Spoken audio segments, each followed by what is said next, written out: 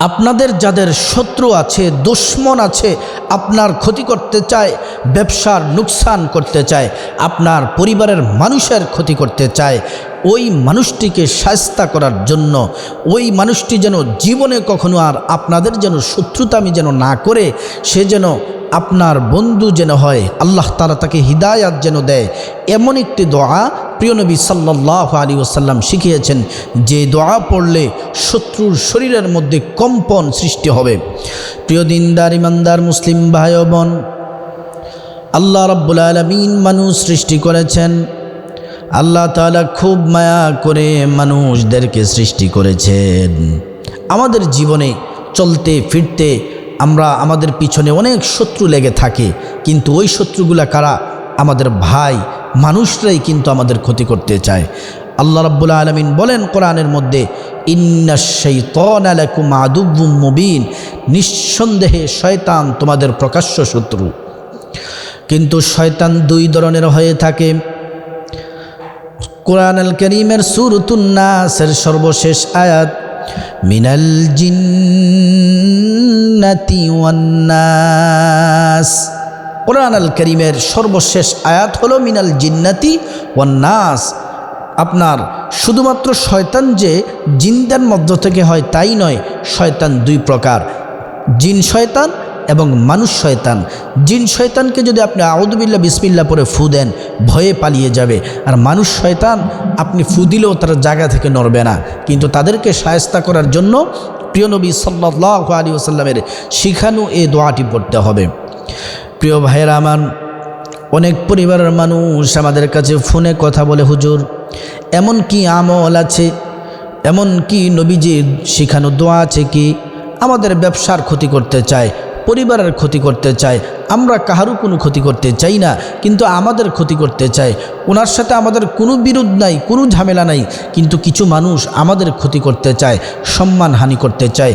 প্রিয় ভাই ও বোন, আপনারা যদি এই দোয়াটি এই নিয়মে পড়তে পারেন, ওই শত্রুর দুশমনের গায়ে আগুন লাগবে। আমি ধ্বংস হওয়ার জন্য দোয়ার কথা বলবো না, ধ্বংস হয়ে যাক, হালাক হয়ে যাক, এই দোয়ার কথা আমি বলবো না। কারণ নবী সাল্লাল্লাহু আলাইহি ওয়াসাল্লাম কাউকে ধ্বংস হওয়ার জন্য দোয়া করেননি। কারণ নবীজি সাল্লাল্লাহু আলাইহি ওয়াসাল্লামকে যারা আক্রমণ করেছে, উল্টা তাদের জন্য হিদায়াতের দোয়া করেছেন। প্রিয় দিনদার ইমানদার মুসলিম ভাই ও বোন, প্রিয় নবী সাল্লাল্লাহু আলাইহি ওয়াসাল্লাম তিনি যখন তায়েফের ময়দানে গেলেন দ্বীনের দাওয়াত দিতে তায়েফবাসীদেরকে, তায়েফবাসীরা দ্বীনের দাওয়াত তো গ্রহণ করল না, উল্টো প্রিয় নবী সাল্লাল্লাহু আলাইহি ওয়াসাল্লামকে পাথর মেরে মেরে শরীরটাকে রক্তাক্ত করে ফেলেছে। জিবরাইল ইসলাম আসলেন, আয়েশা নবীজিকে সালাম দিলেন, বললেন, ইয়া রাসূলুল্লাহ, ইয়া হাবিবাল্লাহ, ওগো মায়ার নবীজি, আপনি একবার অনুমতি দেন, দুই পাহাড় দিয়ে তায়েফবাসীদেরকে এমন চাপা দিব, তাদেরকে ধ্বংস করে দিব। প্রিয় নবী সাল্লাল্লাহু আলাইহি ওয়াসাল্লাম কেঁদে কেঁদে বললেন, জিবরাইল, আল্লাহ রাব্বুল আলামিন যদি তাদেরকে ধ্বংস করে দেয়, তাহলে আমি কার কাছে দ্বীনের দাওয়াত দিব, কার কাছে কোরআনের দাওয়াত দিব, কার কাছে নামাজের দাওয়াত দিব? আল্লাহ রাব্বুল আলামিন, ও দয়াময় আল্লাহ, নবীজি আল্লাহর কাছে বলছেন, আল্লাহ তায়েফবাসীদেরকে আপনি ধ্বংস করবেন না, আযাব দিবেন না, তাদেরকে আপনি দ্বীনের জন্য, ইসলামের জন্য কবুল করেন। সুবহানাল্লাহ। নবীজিকে মারলো, পাথর মারলো, কিন্তু প্রিয় নবী সাল্লাল্লাহু আলাইহি ওয়াসাল্লাম উল্টো তাদের জন্য দোয়া করবেন। প্রিয় ভাইয়েরা আমার, সম্মানিতা মহিলা মা বোনেরা, মহান আল্লাহ তাআলা কোরআনুল কারীমের মধ্যে বলছেন, ইন্নাল্লাহা আলা কুল্লি শাইইন কাদির। সব বিষয়ের ক্ষমতার মালিক যিনি, সর্বময় ক্ষমতার মালিক যিনি, তিনি হচ্ছেন আল্লাহ।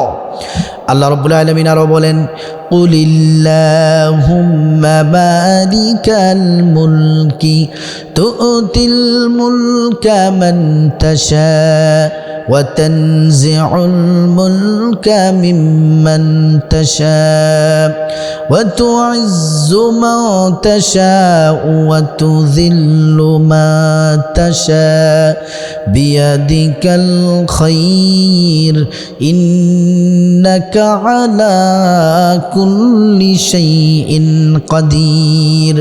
উল হাবিব আপনি বলে দিন, মালিকাল মুলক, সমস্ত মুলুকত্বের মালিক আমি আল্লাহ। মালিকাল মুলকি তুতিল মুলকা মান তাশা ওয়া তুইজ্জু মান তাশা ওয়া তুযিল্লু মান তাশা বিয়াদিকাল খাইর। আল্লাহ বলেন, আমি যাকে চাই তাকে ক্ষমতা দেই, আমার ইচ্ছা যদি হয় ক্ষমতা ছিনিয়ে নেই। আমি আল্লাহ যাকে চাই তাকে সম্মান দেই, আমি আল্লাহ যদি ইচ্ছা হয় যে কারো কাছ থেকে সম্মান ছিনিয়ে নেই। সুবহানাল্লাহি ওয়া বিহামদিহি। প্রিয় দিনদার ইমানদার মুসলিম ভাই ও বোন, যদি আপনাদের সাথে যদি কেউ দুশ্মনী করে, আপনাদের সাথে যদি কেউ কোনো শত্রুতামি করে, ক্ষতি করতে চায়, তাবিজ তোমার কুফরি কালাম করে, ব্ল্যাক ম্যাজিক করে যদি আপনাদের ক্ষতি করতে চায়, আপনারা এই নিয়মে আমলটি যদি করতে পারেন, কোনো শত্রু জীবনেও আপনাদের ক্ষতি করতে পারবেন ইনশাআল্লাহ। আল্লাহর উপর পূর্ণ তাওয়াক্কুল 100% বিশ্বাস রেখে তারপর আমলটি করবেন। আসুন আমলটি কিভাবে করতে হয় আমরা সরাসরি আলোচনায় চলে যাই। প্রথমে আমলটি করার জন্য সুন্দর করে উত্তমভাবে ওযু করবেন। নবীজি যেমন করে ওযু শিক্ষা দিয়েছেন উত্তমভাবে ওযু করবেন। উত্তমভাবে ওযু করলে 2টি পুরস্কার পাবেন। 1 নাম্বার পুরস্কার হলো অজুর পানির ফোঁটার সাথে আপনার জীবনের গুনাহগুলা ঝরে ঝরে পড়ে যাবে। সুবহানাল্লাহি ওয়া বিহামদিহি। অজুর পানির সাথে আপনার গুনাহগুলা ঝরে পড়ে যাবে।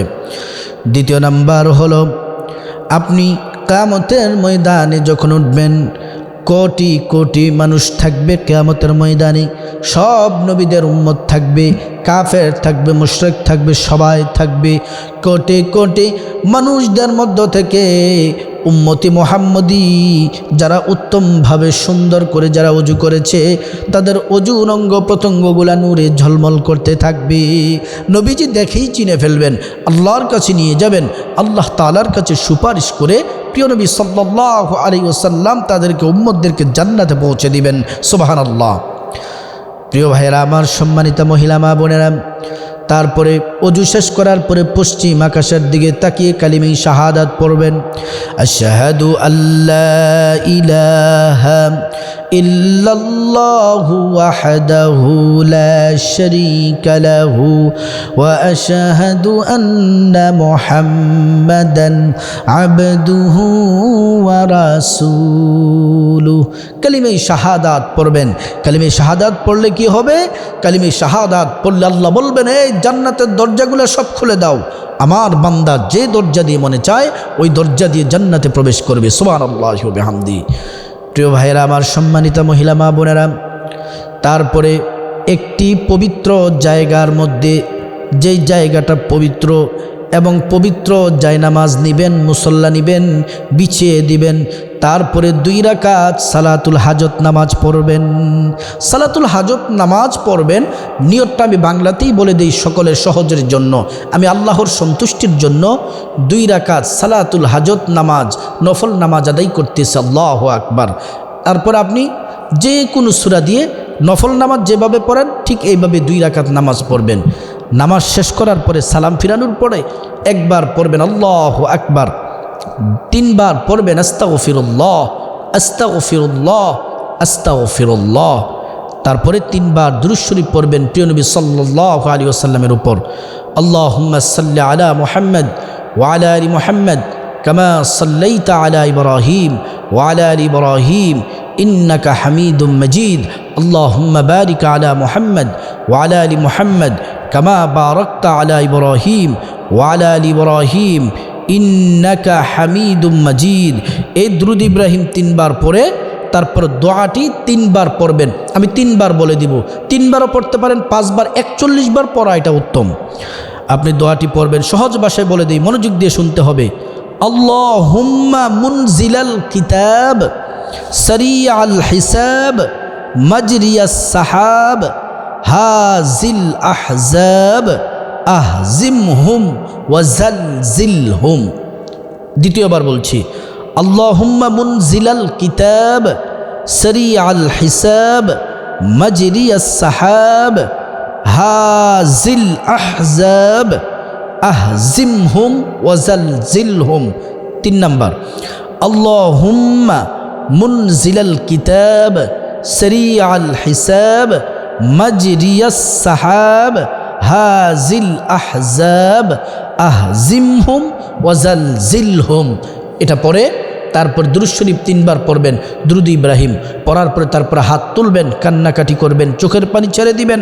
যারা আপনার দুশ্মনী করে তাদের কথা আল্লাহর কাছে বলবেন, তাদের শরীরের মধ্যে কম্পন তৈরি হয়ে যাবে, ভয় পেয়ে যাবে, তারা আপনার আর কোনো ক্ষতি করতে পারবে না, জীবনেও ক্ষতি করতে পারবেন ইনশাআল্লাহ। আল্লাহ তাআলা তাদেরকে যেন হেদায়াত দেয় এই দোয়া করবেন, এবং আল্লাহ তাআলা সকল দুশ্মনী, শত্রুতা, বিপদ, মুসিবত থেকে রব্বুল আলামিন আপনাকে হেফাজত করবেন। আল্লাহ পাক আমাদের সবাইকে আমলটি করার আল্লাহ তাআলা তৌফিক দান করুন।